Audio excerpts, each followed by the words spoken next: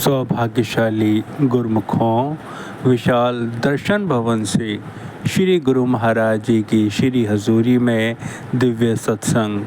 तो आइए हम सब गुरुमुख जन प्रेम पूर्वक बैठकर इस दिव्य सत्संग का लाभ प्राप्त करें। तो चलिए शुरू करते हैं। बोलो जयकारा। गुरुमुखों, जब से ये सृष्टि बनी है,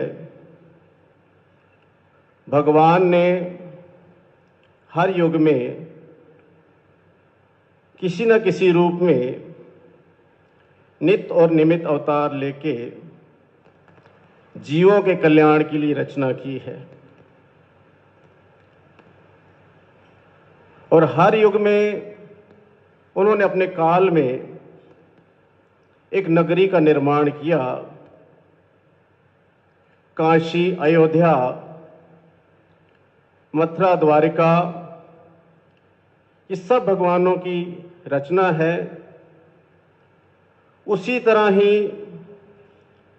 इस घोर कलयुग के अंदर हमारे आराध्य देव श्री परमहंस दयाल महाराज जी ने भी एक नगरी की रचना की, श्री अनंतपुर धाम की। उस नगरी के अंदर हम सभी गुरुमुखों को अपने पावन श्री चरणों में स्थान दिया। आज भी हम श्री सद्गुरुदाता दीन श्री हजूर गुरु महाराज जी के पावन श्री चरणों में बैठकर वो सच्चा सुख, सच्चा आनंद, सच्ची भक्ति प्राप्त कर रहे हैं। कहते हैं कि ये घड़ियां, ये कोई एक जन्म का खेल नहीं है। भक्ति प्रभाव मिटी सकल, धर्मदास की पीर, कोट जन्म के पुण्य से सद्गुरु मिले कबीर। कि हमारे कई जन्मों के पुण्य संस्कार जब एकत्रित होते हैं, तब जीव को सद्गुरु की शरण प्राप्त होती है और जन्मों जन्मों के कष्टों का नाश हो जाता है। जी सोचता है कि मेरी खुद की कोई कमाई है, लेकिन नहीं, ये महापुरुष जानते हैं कि कौन से संस्कार एकत्रित हुए तब ये घड़ियां नसीब हुई। इतिहास में एक छोटा सा प्रसंग आता है कि भगत धन्ना जी, आपने सुना है धन्ना जी का प्रसंग, कि उन्होंने कैसे भगवान की कितनी भक्ति की। पत्थर में से भगवान जी प्रकट हुए और भगत धन्ना जी को दर्शन दिए, उनके कार्य किए। तो भगत धन्ना जी के मन में अहंकार आ गया कि मेरी कितनी भक्ति है कि भगवान मेरे सारे कार्य करते हैं, मेरे साथ खाना खाते हैं, हल जोतते हैं, जो भी मैं काम कहता हूं भगवान मेरे सारे काम करते हैं। भगवान ने देखा कि धन्ना के तो भाव भी बदल गए हैं, ये तो कुछ घमंड में आ गया है और ये सोचता है कि जो कुछ है मेरी भक्ति है।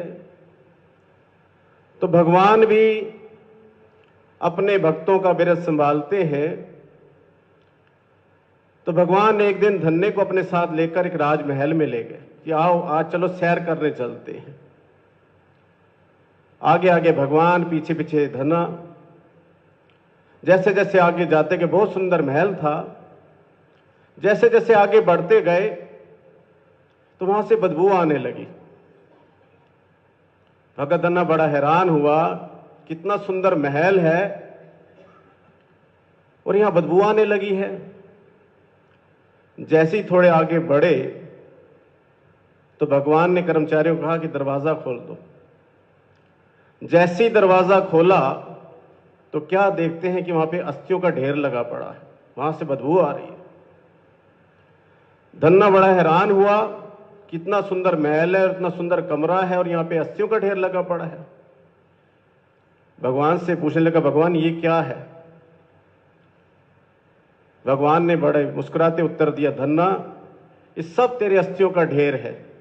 ये तेरे जो पिछले जन्म जो बीते हैं ना, सब उन अस्थियों का ढेर है। धन्ना बड़ा हैरान हुआ कि ये क्या।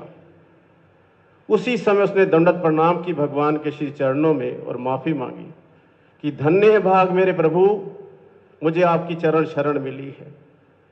कहने का भाव ये, पता नहीं कितने जन्मों के संस्कार एकत्रित होते हैं तब महापुरुषों की चरण शरण मिलती है। कोई एक जन्म का खेल नहीं, ये जन्मों जन्मों का खेल है। हमारे आराध्य देव प्रातः स्मरणीय श्री श्री 108 श्री चतुर्पाश्री महाराज जी के ज़माने में एक बार मेरठ की संगत किसी त्योहार पर श्री चरणों में पहुंची। बहुत संगत आती थी मेरठ की। तो जब यहाँ आए, दर्शन खुले, माथा टेका, तो सारी संगत दंडवत करके माफियां मांगे, श्री गुरु महाराज जी हमें माफ करें, हमें माफ करें। कई बार दंडवत प्रणाम करें श्री गुरु के श्री पावन चरणों में। जब सब दंडवत प्रणाम करके हुक्मनामा हो तो श्री गुरु महाराज ने सबसे पूछा कि आप क्या सोचते हो, आप दंडवत प्रणाम करते हो और माफियां मांगते हो, तो आप क्या सोचते हो। सबने हाथ जोड़कर विनती की, श्री गुरु महाराज जी हम तो यही जानते हैं कि हम जब दंडवत प्रणाम करते हैं, माफी मांगते हैं, तो श्री गुरु हमारी सारी गलतियां माफ कर देते हैं। तब श्री गुरु महाराज बड़ी मौज में आए। श्री गुरु महाराज जी ने फरमाया, गुरुमुखो, जब हम आप जब माफी मांगते हो और हम आपको माफी देते हैं तो खाली हम ही नहीं माफ करते, धर्मराज भी तुम्हारे सारे लेखे फाड़ देता है। करा बोल मेरे श्री गुरु महाराज की जय। हम तो माफी देते ही देते हैं, धर्मराज भी तुम्हारे लेखे के फाड़ देता है। कितनी कृपा, कितनी रहमत महापुरुषों के इन वचनों में हम रोज श्री गुरु महाराज जी के मुख से सुनते हैं, सुन भी रहे हैं कि आप दरबार के पावन नियमों की पालना करो, 2 घंटे भजन करो, 2 घंटे भजन करो। अभी कुछ दिन पहले ही पावन श्री चरणों में कुछ प्रेमी माथा टेकने आए तो उन्होंने दुआ बोला, भक्ति दान मोय दीजिए, गुरुदेवन के देव और कछु न चाहिए, निज दिन तुमरी सेव। श्री गुरु महाराज ने बड़ी मौज में मुस्कुराते फरमाया, गुरुमुख हम तो केवल भक्ति ही देते हैं और कुछ नहीं देते, हम तो देने ही भक्ति आए हैं, हम तो भक्ति ही देते हैं और कोई थोड़ी दूसरी चीज देते हैं। और खुद हम अपनी आंखों से देख रहे हैं मुक्त करों से कैसे श्री गुरु महाराज जी हमें आशीर्वादों से निहाल कर रहे हैं, हमारा दामन सच्ची भक्ति से भरपूर कर रहे हैं, सच्ची खुशियों से भरपूर कर रहे हैं। तो हमारा भी फर्ज बन जाता है कि हम रोज वचनों को सुन रहे हैं तो अपने जीवन में इन वचनों को दृढ़ता से पालन करें, दरबार के 5 नियमों की पालना करें और रोज दुर्दरगाही हुक्म हमें श्री परमहंस महाराज जी का सुनाया जा रहा है, 2 घंटे भजन, 2 घंटे भजन, इसको अवश्य करें ताकि हमारा ये लोक भी सुखी हो और परलोक भी सुहेला हो। बोलिए जयकारा बोल मेरे श्री गुरु महाराज की जय। बोलो जयकारा बोल मेरे श्री गुरु महाराज की जय। भक्ति रस मोह दीजिए, गुरुदेवन के दे हो। भक्ति रस मोह दीजिए, गुरुदेवन के दे हो। और कछु नहीं चाहिए, निस दिन तुमरी से। प्रेम सहित मिलकर बोलो जयकारा बोल मेरे श्री गुरु महाराज जी की जय। आज के शुभ सत्संग की आप सभी गुरुमुखों को लाखों लाख बधाई हो।